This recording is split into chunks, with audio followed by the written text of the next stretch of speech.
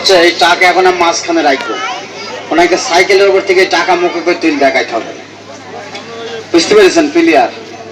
যদি এই টাকা যদি মুখে করে মাটি থেকে তুলে দেখাতে পারেন তাহলে আপনাকে আমি সার্কাস প্লেয়ার বলে প্রাধান্য দেবো। শুধু তাই না, এক কাপ চাও দেওয়া হবে। জি, তাহলে আসেন, এই টাকাটা এখন মাঝখানে রাখা হবে। উনি সাইকেলের উপর থেকে ব্যালেন্স করে তুলবে, কিন্তু হাত পা মাটিতে ঠেকবে না, মাটিতে লাগলে কিন্তু হবে না। তাহলে আপনারা খেয়াল করেন। হ্যাঁ, এই টাকাটা কিভাবে মুখে করে তোলে দেখেন মাটির থেকে। এর নামে হচ্ছে সার্কাস খেলা। আসেন আমরা খেলাটা সবাই দেখি। এই না শুরু।